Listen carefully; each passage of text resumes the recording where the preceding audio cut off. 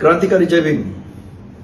आज महाराष्ट्र सरकारने एसी मध्ये उपवर्गीकरणाचा जो घाट घातलेला आहे याचा हेतू पूर्णपणे लक्षात येत आहे की आंबेडकरवाद्यांचे पंख छाटायचे, त्यांच्या भावी पिढ्यांची जी काही घोडदौड चाललेली आहे तिला कुठेतरी चाप लावायचा, याच्या पलीकडे याच्यामध्ये काही नाही आहे हे लक्षात येत आहे।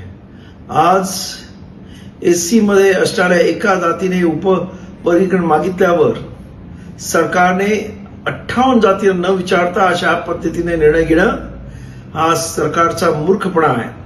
आणि माझं या मुख्यमंत्र्यांना सांगणं आहे, तुम्ही जर ऐकला नाही तर रस्त्यावरची लढाई आंबेडकरवादी केल्याशिवाय राहणार नाहीत। आम्हाला कोणाच्या विरुद्ध लढायचं नाही, परंतु आम्हाला माहिती आहे की तुम्ही ज्या पद्धतीने जातीमध्ये भांडण लावतात ते अत्यंत दुर्दैवी आहे। आज आमचा मातंग भाऊ मोठ्या संख्येने बौद्ध होतोय आणि त्यामुळेच तुमच्या पोटामध्ये पोटछू उठलेला आहे आणि त्यामुळे या पद्धतीने आंबेडकरवादी आणि मातंग समाज यांच्यामध्ये भांडण लावण्याचा एक कटकारस्थान आहे। त्यामुळं आपल्याला मी निवेदन करू इच्छितो की या पद्धतीचे काम करू नका, कारण एससी मध्ये जे राखीव कोटा आहे किंवा रिझर्वेशन आहे ते त्या जनजातीच्या संख्येप्रमाणे दिलेलं आहे।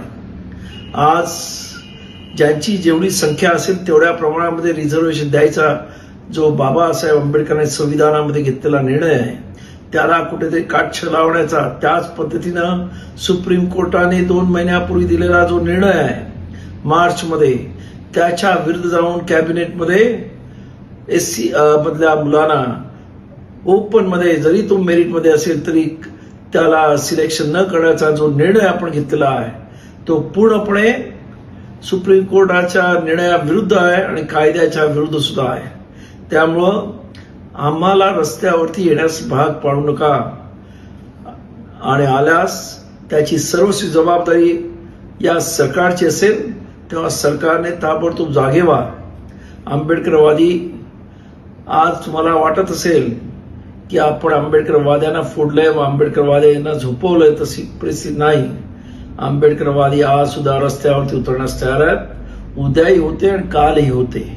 आणि त्यामुळं आपल्या या सोशल मीडियाच्या वतीनं मी सांगू इच्छितो की जे कटकारस्थान करण्याचं तुमचं जे ध्येय आहे आणि आंबेडकरवाद्यांना थांबवण्याचं जे षडयंत्र आहे ते षडयंत्र कदापि यशस्वी होणार नाही हे इथे मी स्पष्ट सांगू इच्छितो। तेव्हा या षडयंत्र करण्यापासून थांबा। हे तुम्ही कपटकारस्थान करण्याचा आंबेडकरवादाविरुद्ध चालवलेला हा डाव आहे तो ताबडतोब थांबवा असं माझं आव्हान आहे।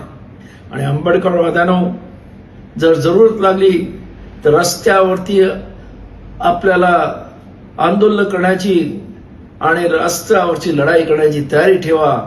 सर्व जाती भेद धर्म आणि पक्ष विसरून एक होऊन या लढाईमध्ये आव्हान करेन तेव्हा सामील व्हा, एवढीच आपल्याला कळकळीची विनंती करतो।